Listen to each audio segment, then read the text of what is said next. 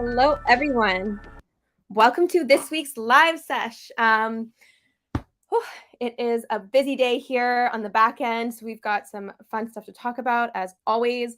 If you have any questions, throw them in the YouTube live chat so we can bring them up, and we're always taking a look and pulling some questions aside, so just throw them in as you think of them. If you go to the theater in Terravilla North at the moment, there's a little bit of an energy boost and you can live stream us straight from there. And yeah, keep it farmer friendly as always. And let me bring up Luke. Hey, everybody. No, super glad to be here today. Finally back from being in Asia. Yeah, it was a really good trip. Glad I went there. We met with a ton of people who we just needed to meet with in person as we're wrapping up the last stages of getting ready for TGE. Yeah, there's been a ton of stuff going in the back end with that. Yeah, very difficult market to be doing a TGE in, but we feel pretty confident. The good news is for Pixels is we have users, we have excitement, we have product, we have all the pieces that we need to do the TGE, and it's put us in a very good position for that. And basically, like, just to explain in the back end what's been going on is, we obviously started doing like prep in terms of product for this token like since day one, since January 2022. But now, yeah, essentially we have unlocked access to some really great opportunities when we're talking about TGE, and essentially just been leveling up and leveling up and leveling up in terms of opportunities that we get. So we're doing our full diligence and trying to make sure that we have the best opportunities that we can for this TGE, for the token and all that too. And we've been closing some really awesome stuff in the back end. So yeah, we've had to make some decisions on, is it worth pursuing some of these opportunities in front of us, or is it worth getting the token out quicker? And I made the executive decision just to kind of pursue some of these opportunities, which are potentially very much worth it. And the great news is we've been closing some of them. So we have more and more clarity on when that TGE will be. Well, you guys know really soon. But essentially, yeah, we just wrapped up some of the key pieces literally last night. So taking calls at 3 a.m, things like that. But yeah, some really good news on that end. So I can't dive too much more into the details, but all I can say is, very awesome stuff that I've been closing on the back end with the TG, with the token. It's coming, I promise. When we have that final date, we'll let you guys know. And obviously, we're gonna let all of Twitter know when we have that final date. We have a ton of like marketing prepped, but we don't want to start pushing the marketing too early. Like for example, we were about to start pushing like a huge marketing campaign in May, and if we had timed that then, that would have been pretty bad. If we started marketing the token, marketing the TGE a bit too early. So we want to make sure that we're extremely confident on the date. And there's just one more piece that we have to decide in terms of TGE date. And yeah, well, basically, the only thing that we're debating right now is like, okay, do we pursue like this specific opportunity, or do we go with like what we know and go for a different opportunity essentially? Again, we're gonna try to level up as much as we can in terms of the opportunities in front of us. At the end of the day, guys, like I need this to be clear. Like we have a vested interest in everything that we're doing, right? Like I have a personal interest in some of this stuff as well too. And we probably want it more than anybody else. This team has been working super hard for the last 6 months, getting ready new product features, new growth-oriented features around this token. And this token unlocks basically the next stages of what we're doing at Pixels. And yeah, we essentially can't wait for it. This is the stuff that I've been waiting for since January 2022. And once we have this token out, we get this whole playground to play with.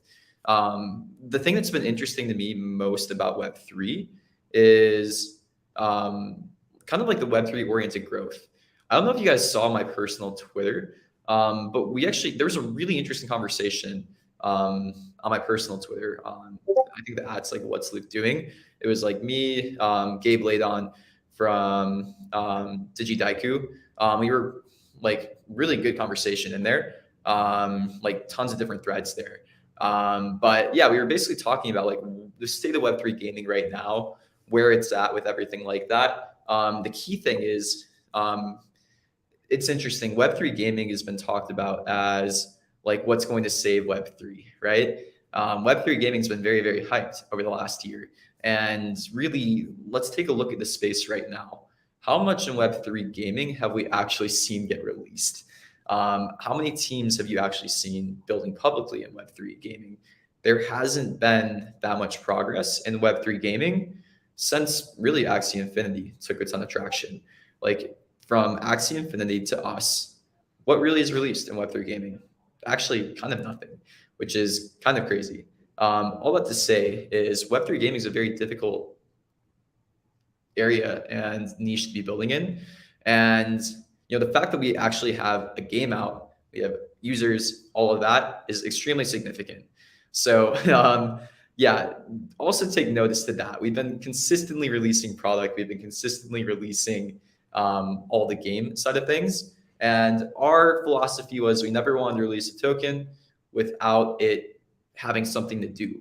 So when we release the token, it has a ton of in-game utility on the very first day it releases. We have a whole new game mechanic ready for it. We're going to be minting pets in the Pixel token. It's going to be super exciting, really fun. We're really, really excited about like the future of what the token unlocks. But also, we've been kind of developing our own niche in terms of like what we want to be building in Web3, where we're going to start to own and where we're leading the space in, right? So there's other companies building Web3 gaming, right? Whatever DigiDaiku's doing, Limit Break is doing, I'm a huge fan of it. Whatever Axie's doing with like ecosystem and kind of building out like their own ecosystem and all the chain stuff, super interesting. We've been taking more of a Web3 native approach to how we approach gaming and how we approach the actual value out of Web3. I've been pitching what we're doing to so many different types of partners. We have to pitch to exchanges. We have to pitch to like investors, things like that. Just like general partners who we're trying to work with, different IP that we're trying to work with, all of that kind of stuff. And what we've been telling people is, hey, we're like a decent game studio, but we're not going to be the best game studio out there. What we are really good at is we're really good at the Web3 forward thinking. We're really interested in the way that Web3 can help ecosystems grow, how you can create an interesting incentive design, and how you can use Web3 to grow a game and ecosystem in a way that Web2 never could, where we essentially get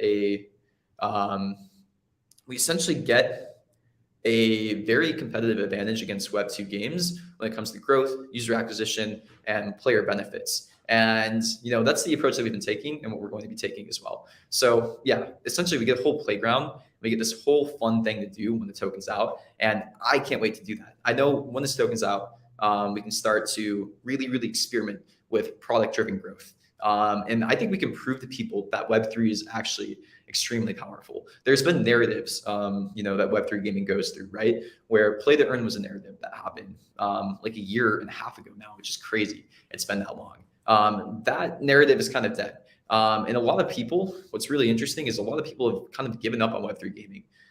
If you look at what investments gone into the space over the last 6 months, there basically has been none. There's been like 3 to 4 Web3 gaming companies that have gotten invested in.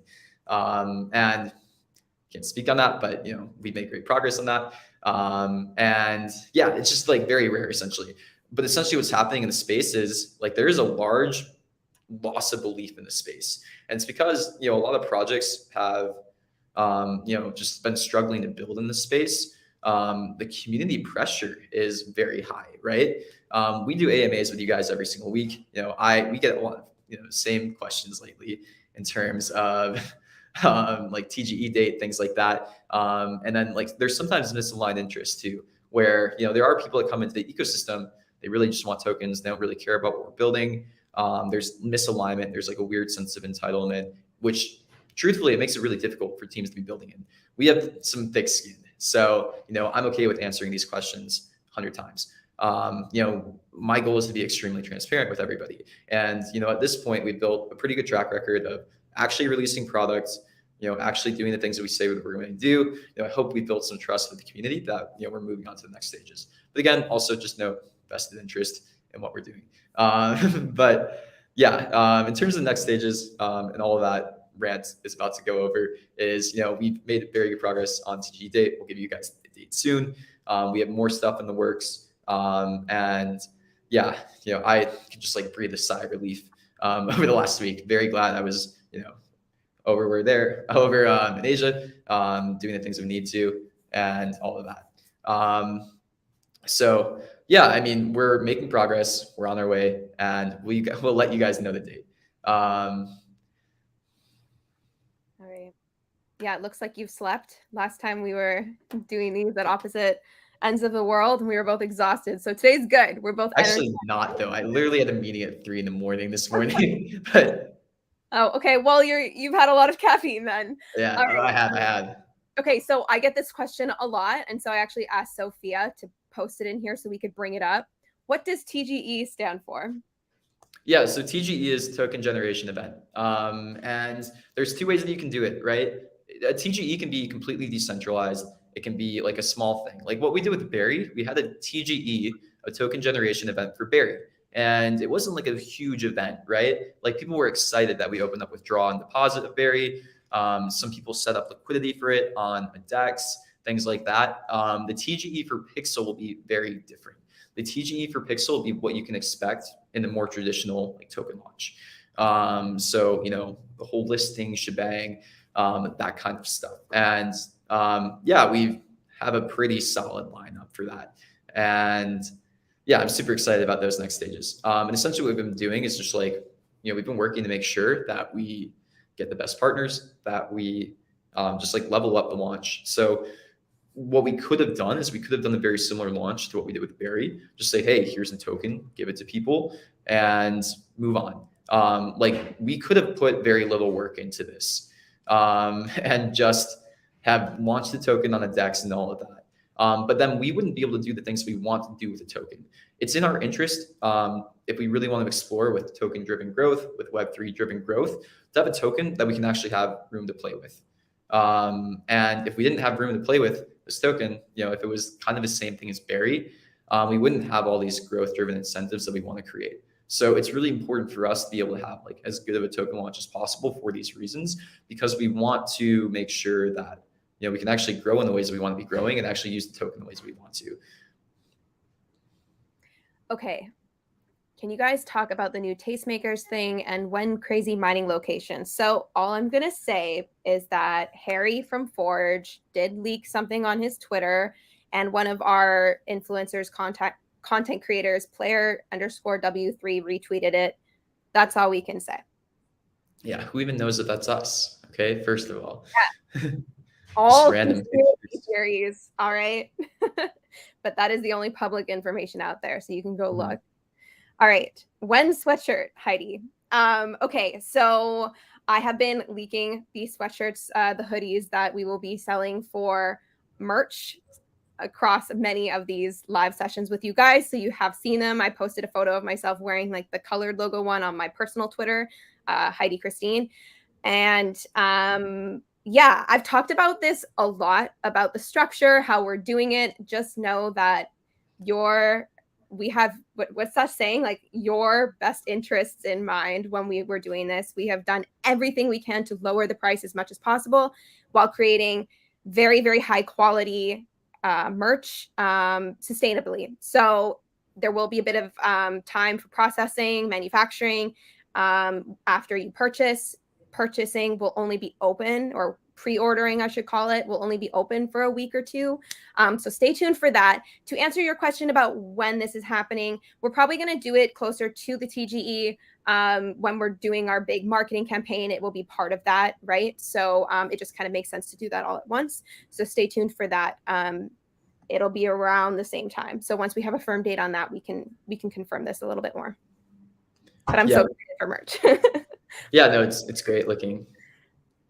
Okay. Will land XP points be useful for something new? Also, will players with the most XP be rewarded in gameplay? Okay, so to answer the first question, in the immediate, no, not yet. But of course, we put it there for a reason. And that means that in the future, we can open up different opportunities and maybe the land that has higher XP in farming, you can harvest more from that land. I don't know. That's just an idea, right? But so in the immediate, I would say month or two, probably not anything pertaining to land XP, but yes, in the future, of course. And then will players with the most XP be rewarded? So, I mean, it's a really interesting question to ask, because as you level up, you get access to do more and more things that allow you to gain more XP quickly and rewards and all of that. It's kind of like, a normal gameplay in that sense. So I feel like you already are rewarded for having higher XP, having access to more quests, more things to do, more things that you can purchase, yeah, etc. So if you have a more specific question, feel free to throw it in the chat and we'll bring it up. Okay. Total supply of pixel, 100 million or more. So the supply pixel is a cap token. Literally, the number doesn't matter. Does not matter. But it's a cap supply token. It's like we can make it 100 million, we can make it a billion. I mean, the number is 100 million, but that means nothing without knowing any of the context behind Pixel, what it does, like what it's used for, how much we distribute, how much we invest into the ecosystem. So yeah, it's a cap supply token. The number is completely useless until you have those other contexts behind it, though. Okay. Is there any expiration date for the harvested yield? So I'm going to interpret what you're saying. Crops grow. Will they die before being harvested? I think our old gameplay before Chapter 1 released, they would die. Currently, they do not. Will we ever implement that again in the future that they do die? Maybe, because I kind of think it makes sense. I mean, it's a farming game. My plants die in real life, so why wouldn't them in the metaverse, right? But anyways, at the moment, no, they don't die. I actually, because I love pretty aesthetic things on my farms, I always leave full crops so that it looks prettier when I go to my farm. So like if I go to my farm right now, 177, I've got a full crop of butterberry ready to be harvested, but I just think the yellow looks really pretty with my other decorations. So I leave it there. But yeah. Okay. When voice chat in game. So this is something we've talked about a lot because our previous product, Mesh, had this as a feature. It's kind of like what I was saying earlier. We do have the tech. However, it's not really a priority at the moment. So maybe in the future it will be. Yeah. Sorry. I can speak on this bit. So the big thing here is like, and what we've been thinking about is like, how much business value does this drive? Like, how much is this actually going to create stickiness in the product, measured through things like retention, engagement, all of that? And is this going to lead to an acquisition of new users? As we're thinking about like the next stages, and as we're getting ready for TGE, like one of the biggest things that we need to focus on is daily active wallets. That's the thing that is attracting the biggest partners we possibly could be attracting. And these large partners want to be seeing traction. So we really need to focus on targeted decisions that attract new users, retain the old users. And we have to make some decisions and like, okay, is this actually going to be a significant funnel into DAW, daily active wallets, or is this not? And this is one of the things where I just didn't have super high conviction that this is going to be attracting a significant amount of users. It's a nice thing to have, right? But with the limited resources that we have, this is the right thing to be working on. And that's like a lot of product decisions that you need to be making in the space, especially with the dev complexity this might take to like add back in. It would probably take, honestly, it sucks. I would probably have to be doing coding it. It would take my time away from, finishing fundraising, from, finishing up like all the listing stuff, that kind of things where, yeah, we just decided this wasn't going to move the needle in the appropriate way that we need to. And that's kind of the way that we like to think. It's like a good framework, especially when you guys are thinking about features. Like what we're looking for over the next like 6 months to a year when we're thinking about feature design is this going to be like a 10x, 100x increase in our user acquisition channels, our retention, or monetization? Like those are the things that we need to be thinking about. Like, is this going to be a significant change, or is this just like a tiny incremental change? And I think we're still at the point where we need to be taking a lot of swings, essentially, or like a lot of shots on goal. The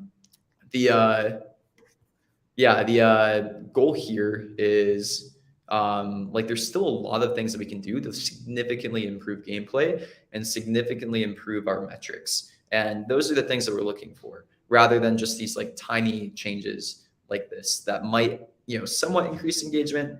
But yeah, these are the tough things that you need to decide in this, seat here, with limited resources. Okay. What is the criteria for accepting interior work? So I'm going to assume you mean the UGC decoration builder that we released a couple weeks ago. So we didn't release specific requirements when we first released the builder, just because for a couple reasons. We wanted to get it to you as soon as possible, but also we weren't totally sure on our end what was going to work, what was going to make sense. So we kind of wanted to, test the waters a little bit and see what people were submitting and then go from there. So we actually do have requirements. They are public. They've been published. I just haven't posted about them quite yet because they were being tweaked with a little bit. The formatting was a little off of the document, if I'm being totally honest with you. But it's looking pretty good now. So I will post the link at some point in our Discord server. But if you want to go look at them right now, the article is available on our Help Center. Our Help Center has also been totally revamped, and I will give Tyler, someone on our team, full, kudos to him for doing that, because he revamped it and it's looking great. So you can head over there and check out the UGC requirements. And while I'm still on the topic of our updated Help Center, there's something else that we updated, and I was gonna respond to someone. They had some idea.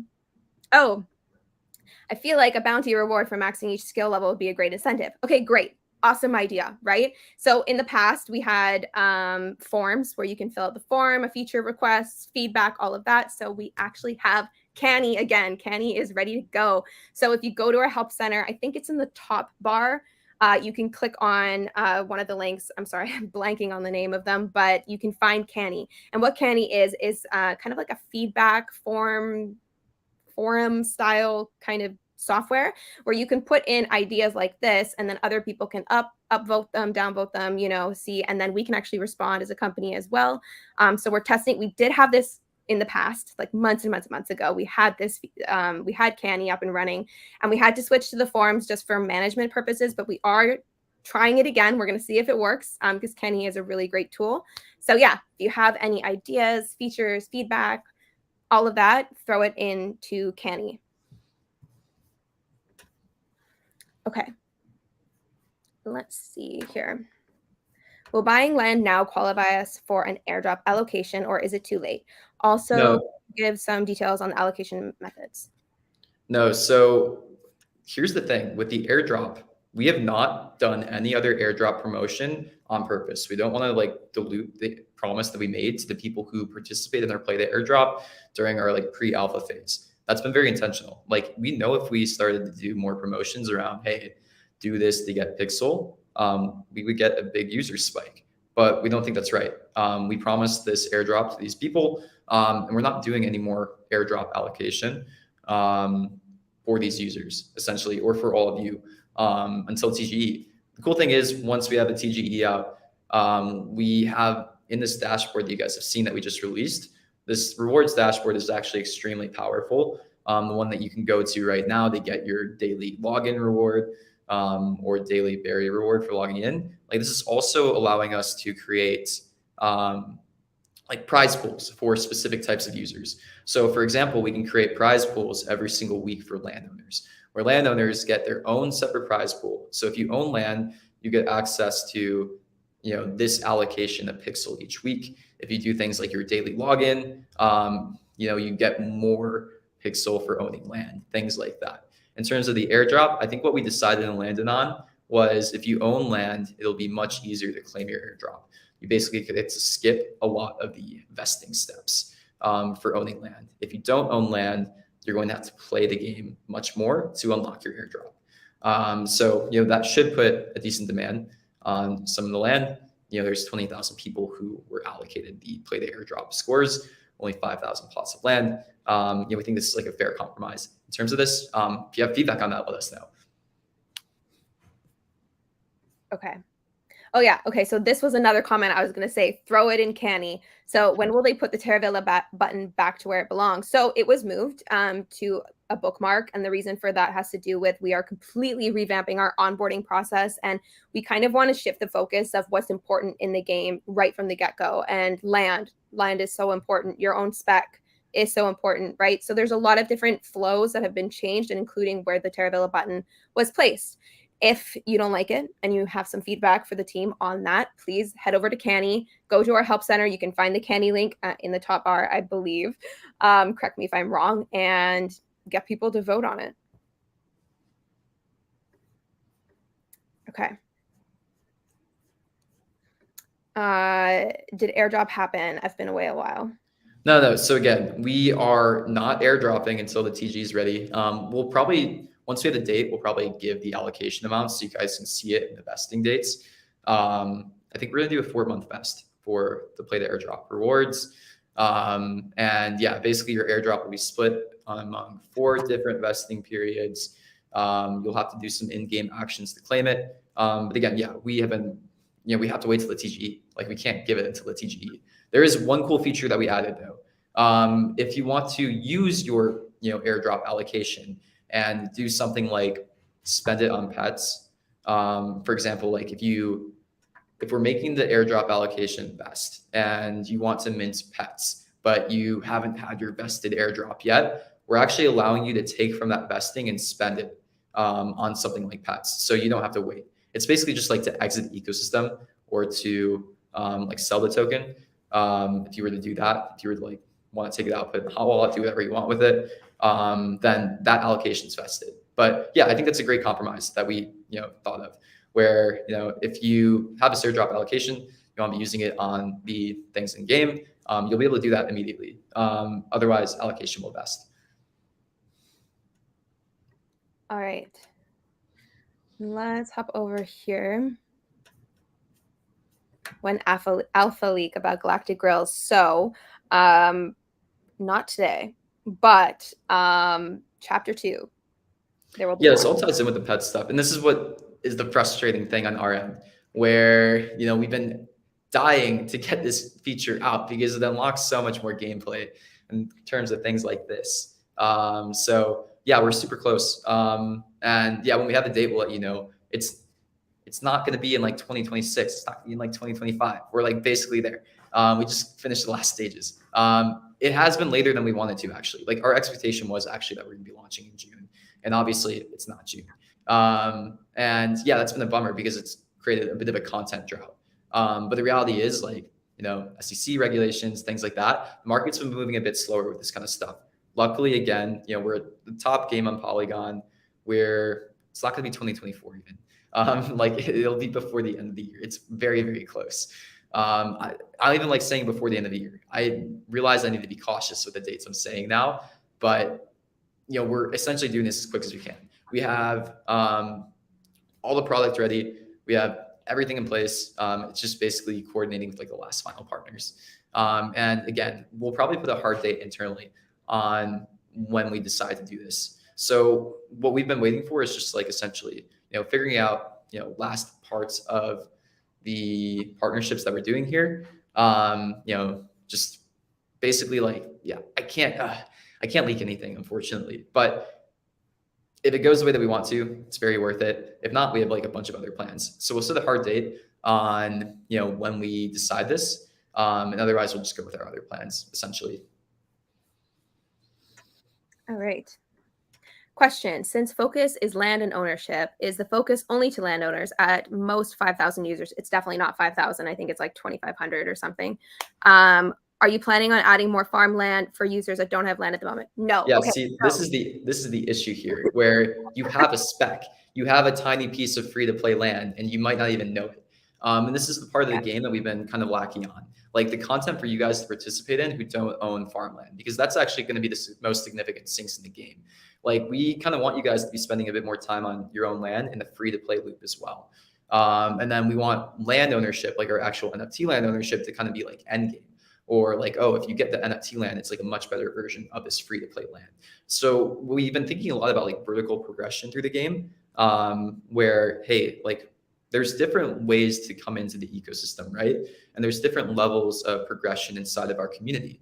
Like for example, people who come in for the very first day, like they get their own tiny little spec. And what we want to do is we want to give them an element of ownership in our ecosystem immediately. So things like getting your first piece of berry, or getting your first crop in the game and like having to come back is super important. But like, can we get an in-game, like on-chain asset into your hands immediately? Like that's the goal. Then what we want to start to do is thinking about, okay, how can we get you more and more involved into the ecosystem and progress vertically through the ecosystem also? So how can we, get you a bit more, invested in the ecosystem? How can we make you upgrade your free to play land? How can we make you, think about your spec a bit more? Can we, make it seem like it's worth it to get, actual NFT land? Can we make it seem like it's worth it for you guys to get like apiaries, customize things, like decorate it? Like we're thinking about like, okay, how can we create a funnel from, when somebody first sees the game to like going through this progression towards land ownership or towards like further ingrainment into the ecosystem, becoming like an active community member and stuff like that as well. So actually, I would say larger focus is on the free to play land because we think that's a better funnel to NFT land. And like basically what we're thinking about all day is funnel optimization now. And that's kind of the next stage that we need to get into. Like our onboarding experience, we're seeing large drop-offs in certain areas. And these are issues that we're trying to address. Yeah, and just landowners, don't forget that the more non-landowner players we have, the better off everyone is, right? We want this ecosystem to be as big as possible. And of course, specs will never be NFT lands. They're not going to be. They're way smaller, and for a good reason, right? So we want to make sure that we give these new players a sense of ownership, something that they can do, something they have to come back for, and then we will like lead them through the various game loops, which include going to NFT lands and seeing, oh my gosh, this is amazing. I have to use this land and maybe I want one myself. And you get it. You get it. Okay. I don't own land, but I play the game daily. I'm also within the 20K rank. Will I qualify for airdrop? If you made the 20,000 for the play the airdrop, you are qualified. You are getting the allocation. Yeah, we haven't changed anything about that. We just have been getting ready for the token drop, and we can't give you the token until the token's out. All right. Can we make little cars or taxis for riding fastly? Like so that. Next stages of what we're thinking about in terms of development are like upgrades to our node system and upgrades to things like this. Like this is where I want to push the team in. Like this probably won't be realistic inside of the Pixel scheme because I just am not sure how that would work, honestly.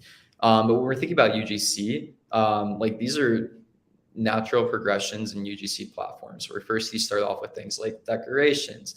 Then you start off with things that you would call nodes, which are, our nodes are our crops or apiaries, things like that. Next things are like mounts or rideables. Like you saw this progression in Roblox a lot. Like if you look at early stage Roblox, like I think like 5 years ago, they like MacGyvered vehicles together after a long time. And then eventually Roblox's API started supporting things like that a bit more. But yeah, don't expect this in the next like month. But this is something that we'll probably start to move towards when we think about UGC and we think about like what's possible with that in like the medium to long term. And there are running shoes. I don't know if you have them yet. There are running shoes. I think there's still a bunch available. You can get them in Barney's Bazaar in Terravilla North, very close to the theater if you're there right now. Okay. This is kind of like what you were just talking about. So I have an idea for UGC that I think would work well as an item with function. Is there any chance of that happening? Yeah, so potentially this is something that we need to experiment with. For this one, what I would do is I would create a like canny suggestion, and this might be something that we work with you on. We want to make this user facing, but one of the things that we need to think about is like what do we allow into the core Pixels game loop, and what do we allow into other things? Like even for the decorations that we've been accepting in as UGC, like this is something that we need to think about a bit, where it's like I probably don't want us accepting things like farm animals in the game, or like I wouldn't want us to accept like a sprinkler UGC decoration or like a tractor UGC decoration. Like we probably don't want to accept UGC in the core Pixels game loop that like is something that we would want to release as a game mechanic inside of the game, just to like avoid confusion in that. Like really this first UGC feature should be decorations that are clearly UGC, clearly not like completely Pixels associated. But then yeah, in the long run, like what we're really interested in opening up is your own world building.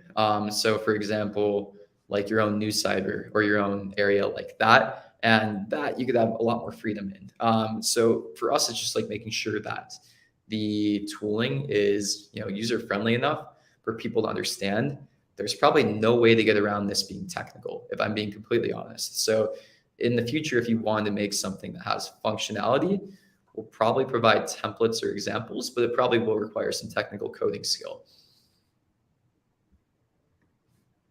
Okay. Canny, put this in Canny. When can we merge storage box for extra storage? One of my biggest gripes in the game too, the storage boxes are too small. But that's because you go around asking everyone to give you loafs and you just hoard them.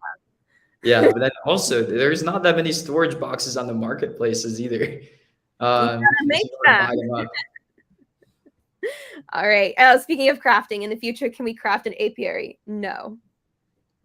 Yeah, that one we're not going to allow. That one is, yeah, we like the idea of that one being scarce.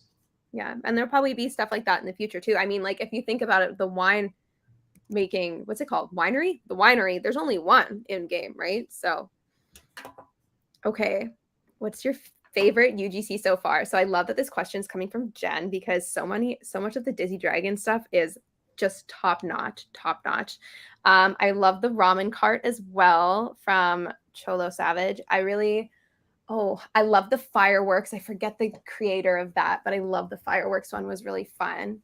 What else is there? Did we accept that bear thing? No, that's what I was gonna say. It's not out yet, but Beebs is about to release something that I'm obsessed with. So that's coming. Beebs has got some cool stuff too. Yeah. I've been really impressed. I mean, some of our users have just been improved. It's funny because I've been working with several of you on improving your pixel art style, and it's been amazing to watch. So it's fun. But yeah, those are some of my favorites. I'm sure I missed a bunch. You guys have been incredible. But yeah. Okay. Why is it impossible to play without VIP? Limits are choking. So it's not impossible to play without VIP. You can actually play comfortably within your own game loop. It's totally fine. But the reason we originally implemented VIP was, well, one of the primary ones was for botting purposes. You know, people were creating thousands of bots that were unlimited. I mean, they could do everything that a normal player could, right? And so we wanted to put a cap on that, and we implemented VIP. So if you're talking about limits being choking, you might be talking about selling things or trading things. And of course, those are the key things that we need to limit with these bot farms, right? So, yeah, from like an economics perspective too, you can kind of think like, I don't like talking about taxes, but you can kind of think about VIP like a tax also, especially when we're thinking about the generation of pixel, where when we're thinking about the ways that pixels actually captures value. And this is something that you should care about because we need to be building out revenue streams in order to survive in the long run. Otherwise, pixel will die and everything will go to zero. So we need to make sure that we're building out consistent cash flows and taking value in our ecosystem appropriately.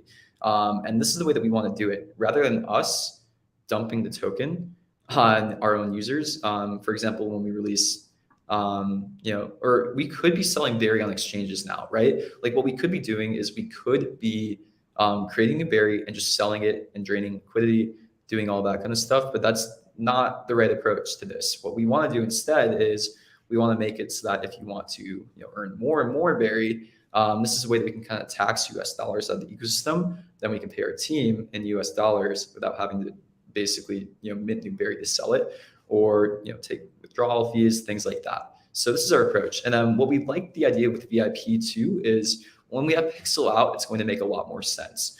When we have features like pets out, what we can do is we can give out discounts to people who have VIP to mint these pets. So maybe minting a pet is like $5 to $10 cheaper if you have VIP, things like that. And that's a super interesting thing for us. We're definitely going to be doing that. And we're thinking about it in that way too. So it's essentially like a way that we can capture value out of the ecosystem with US dollars, still make it valuable to all of you. And it's not required either. Yeah, so VIP, I think we're charging like $8 a month for it, $10 a month. It's not intended to be like something super crazy. But yeah, this is something that is our plan of monetization. It might not work, and if it doesn't work, we'll figure out other things. Like if VIP doesn't work, that might mean that we need to switch to more like in-app purchases, or things like that. Like for example, what if we sold beverages for like Ape Coin or things like that that increase your energy. We prefer this approach, but yeah, it's nuanced, right? And we're experimenting a bit. Yeah. Okay. Can you give the community team and Farmhands VIP? So yeah, we did. But the method I was using to send them VIP was broken. But anyways, I sent them all yesterday. So yes, of course, the team members all have VIP because I agree it is kind of silly that they don't have it. And speaking of that, I'm speaking very quickly. I'm so sorry. If either of us aren't being clear or speaking too fast, I know there's a lot of people, English is their second language or third or fourth, and I commend you for that because that's amazing. Please just tell us to repeat something or explain something if there's a word we use, any of that. Of course, we want to be inclusive. I get very excited and talk really fast. So does Luke. So just let us know. Okay. Yes, and pink pixel. Someone submitted a singular pixel that was pink in color as UGC. Please don't do this. It's hilarious and I enjoyed it the one time, but don't waste my time. But yeah, it was funny. Okay. Yeah, so what we can do with our rewards as well when we have pixel out is we can give you a multiplier for the number of lands that you own, which is interesting, right? We have a pool for Pixel's landowners, where only landowners can access this reward pool for the week. And it might be something simple like logging in like once or twice a week. And then we can multiply rewards with the amount of land that you have. So it's not staking, it's not anything like that, but it is an association with land. And it is, a way that you can get more of the Pixel token, but you still need to play a little bit. And one, this helps with compliance like a lot. It's the work that you're doing to get the token. Two, this creates better incentive alignment because actually playing is very helpful. Three, yeah, it removes like that whole headache of compliance with like passive earnings. Not a fan of that, and it's actually like pretty questionable in terms of regulation moving forward. But then yeah, we can still create a very similar net end result, just requiring a bit of playtime. Okay. Can we make UGC like a small house and enter them? So no, at the moment you will not be able to create new maps, which is what this would be. It would be a new map, and that map would be the interior of that house. So at the moment, no. Yeah, that probably won't ever be available in the Pixels core loop, but when we have like your own world building capabilities, that would. And that's something that we need to think about too, in terms of like what we open that to. I've been teasing around like a not like a node system, but like almost like a node or validator system. What might be interesting is if we only allow like a certain amount of realms to be available for a certain amount of time. Like for example, we only allow like 10 realms per year to be created or like 20 realms per year to be created. There's an interesting thing that we could do that's very similar to why am I forgetting the chain name? What's what's that chain name that Polkadot? Yeah, there's a similar thing that we can do with Polkadot in terms of UGC and like realm creation, where essentially we could potentially be doing like, there's 100 people that could be, building the Pixels ecosystem. It might be a way to encourage like higher quality people coming in essentially, or higher quality content creators. Okay. Can we create our own pet designs? No. So they are going to be random, semi-random, but you won't really be able to control it. It's going to be like a mint, like if you've ever minted a collection, NFT collection, PFP collection, is kind of like a similar thing where you won't know exactly what you're going to get. Potions do have an influence though, correct? Yeah. They do. From the last time I looked into the development of pets, they didn't influence the way that they looked, but they influenced all of their skills and stats and everything like that. So nice. And then one feature that we want to add after the pet like hatching minting is I'm really into the idea of combining pets, but I don't know. Have we leaked that much or like talked about anything like that much? No, it's still in development or yeah, so design phase. Yeah. What I don't like breeding. Instead, what I prefer is like monthly mints of pets that have an uncapped supply and are limited runs. So essentially, what we're going to be doing is we're going to be releasing like 4 new types of pets every single month, and those are the only time we'll release those types of pets. So like the first one will be like, I don't know if you might have seen some of them leaked, but like, pig, dog, cat, like style pets.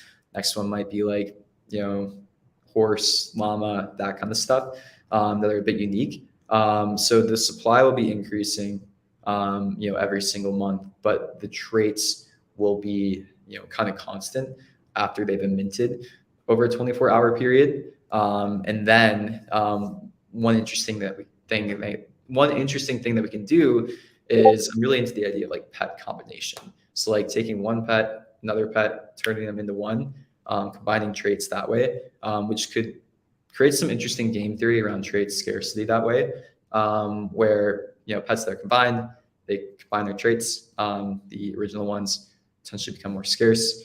There's some cool game theory with that might be fun to play with. So that's kind of what we're thinking with that. And the pet combination, you have control over what they look like by combining different pets that you like, essentially. Okay, I'm just going to say we've got 10 minutes left of today's live sesh, and then everyone needs to go to the Mayor Energy Party on 1404. I have actually made a new portal for official Pixels events, so I will put one in the theater and in Terravilla Central. But yeah, get ready. Get ready. Event in 10 minutes. So if you have any other questions, make sure you throw them in the YouTube live chat right now because we got 10 minutes left. All right. When PvP mechanics?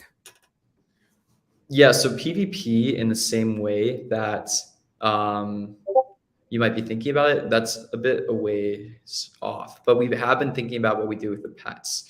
So I think like pets in terms of like more skill-based gameplay, we'll start with a very simple game mechanic around them after we release them.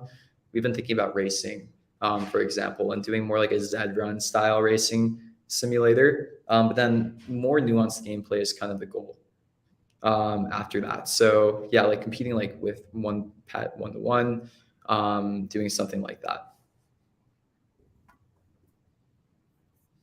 All right.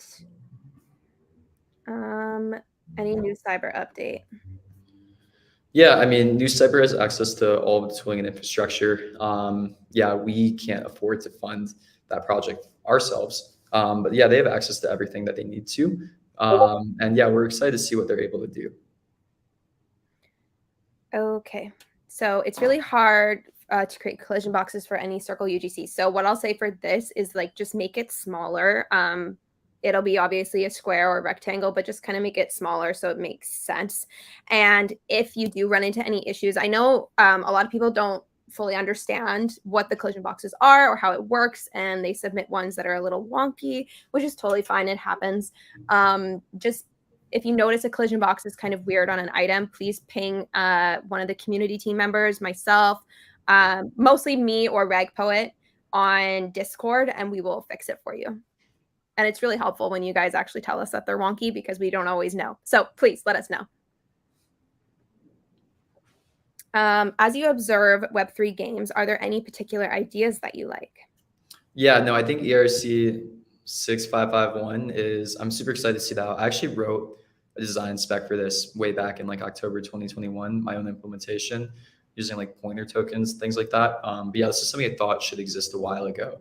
Essentially, if you guys aren't familiar, in ERC 6551 is essentially an NFT that can hold progress associated with it or hold its own wallet, kind of. Really cool stuff. I don't know. What's interesting about this is like, I think this is good when there's more Web3 games out there. In the short term, while there's no Web3 games that have actually released, there's not a ton of value. And this is what I've generally have found with most like very, very on-chain games is it's an on-chain gaming, like fully on-chain gaming is a very, very small niche, if we're being completely honest. There's not many real players playing fully on-chain games. Kind of a sad reality of it, but that is the truth. Like these fully on-chain games, I feel like there's less than 1,000 players in Web3 that are actually playing fully on-chain games. The rest are bots. And that's kind of the reality with fully on-chain gaming, right? they're built in a way for bots to play them. And it's kind of a design decision. Like when you build a fully on-chain game, you kind of have to assume it's going to get botted. And that actually might just be part of the game, right? But yeah, it's interesting the state of Web3 gaming right now. What I've kind of been leaning towards is really focusing on what the actual benefits of having something completely on chain are. If you notice, like we have NFTs that have metadata associated with them that you can upgrade and actually put new items on, things like that. It's not fully on chain, but you get the same end effect. And 99% of the users don't care if it's fully on chain. Because at the end of the day, the on-chain aspect helps with composability and helps with other games reading your data, but nobody's gonna be using your game data unless you're sufficiently big enough, right? Like the only way for somebody to actually want to use our Farmline NFTs metadata associated with it is if we had millions and millions of users playing our game, every single day, like if we were Fortnite scale, but we're not there yet. And no Web3 game is. So this full on-chain composability just doesn't have enough significant value to really any game studio yet. Now when it's there and when people actually get value out of it, we'll totally move on top of that. But early on in the stages, like we really want to experiment more with the value add that we're putting into this, rather than like adding a dev complexity just to add dev complexity for this like very, very small subset of users that care. Oh my gosh, there's so many people in the theater right now. 88. Actually, when I looked a few minutes ago, there were 98. So I guess we've gone down. Okay. Can I throw Dom in the fountain? No, we're being farmer friendly here. All right. Okay.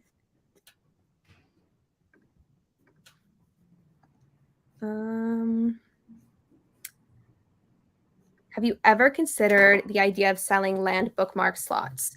Yes. And we actually think that this might be a really good option for Pixel. So yeah, it's a great idea. And if you have any other ideas like this, throw them in Canny, like I've said 1,000 times already. Yeah, what's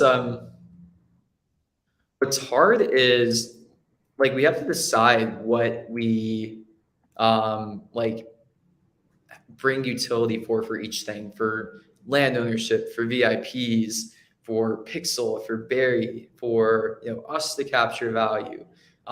There's a lot of difficult decisions that we need to make with that. So right now you get extra bookmark spots if you have VIP or if you own land. And then yeah, that might be something that we, maybe we double down on the VIP and we're saying, oh, like we want to add more value to VIP. Let's just add even more bookmarks for that to create like a compelling reason to do it. Or maybe we're seeing, hey, we're not getting enough berry burn. This should be something that's buried. Or we're seeing, hey, Pixel's not selling in the way that we want to, or like they're not getting enough utility out of that. So these are decisions that we're looking at and making like a ton of data-based decisions off of this. But it's nuanced. It's very, very nuanced. All right.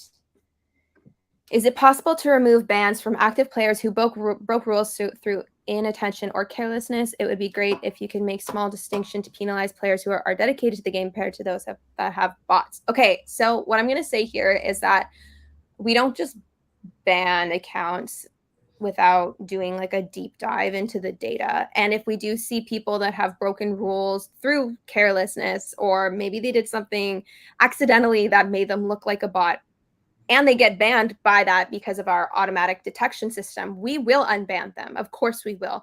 We go through the data and we take it very seriously. We are not banning people that have done small infractions, or maybe they did something bad one time and they only have that one infraction on their account. We're not going to keep them banned. Of course not.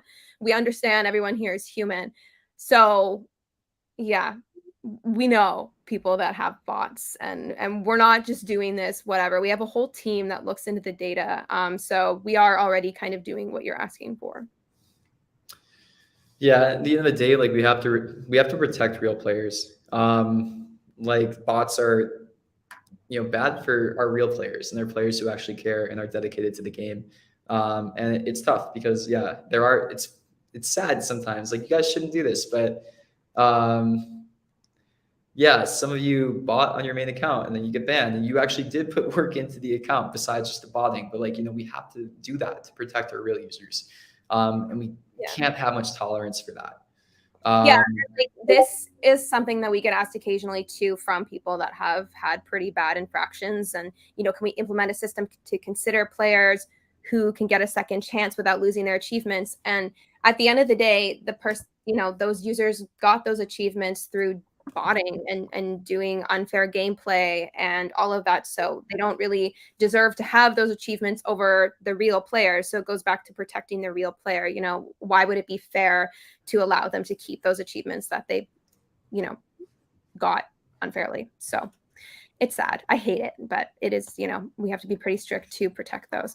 Okay, 1 minute left, and we have energy parties. So Mayor Elephantium Energy Party on land 1404. There's a pink portal that I made this morning, and I love it. It like sparkles, in Terravilla Central, by the fountain. And there is a DJ set playing as well. There's a link here. On Twitch, DJ Chaz is DJing the mayor party. So I'm going to head over there now. And just to set up, because we got 1 minute to go. Nice. Okay. Well, yeah, no, good AMA. Really good questions today, people. Yeah, really, really good questions. This was a good AMA. Yeah. All right. All right. And with that, thank you so much today, people. Really appreciate it. Appreciate the understanding, appreciate the patience. And yeah, obviously, we are working very hard to make sure that we're moving on to the next stages. We will continue to update all of you. It's close. It's very, very close, is what I can say. Right. Yep. Okay, yeah. So 1404, we've got the Mayor Energy Party, and DJ Chaz is on live streaming on Twitch DJing. So I think we should hop off so everyone goes to the DJ set, because it's probably more fun than just listening to me and Luke talk more. So everyone go there. It will be linked in Discord. I'm sure people will be throwing the link in the chat on the land itself. And yeah, to get to the land, there is a portal in Terravilla Central, the pink one. All right. We will see you guys next week. Thanks, everyone. Bye, guys.